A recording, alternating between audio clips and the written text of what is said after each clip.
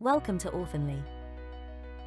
In this tutorial you will learn how to backup and restore a 2FA that you have previously registered with Authenly for one of your online accounts.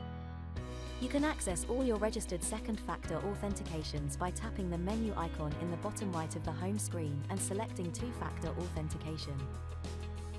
Locate the 2FA that you would like to backup and swipe it right. This will display a delete and key symbol. Tap the key to proceed. The QR code will then be displayed.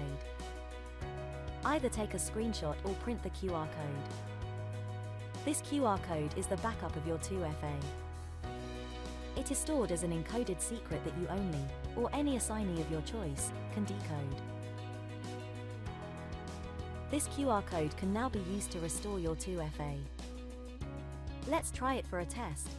Within the Authenly app, scan the 2FA backup QR code that you have just generated. Authenly will not add a new 2FA to your device because the 2FA is already installed.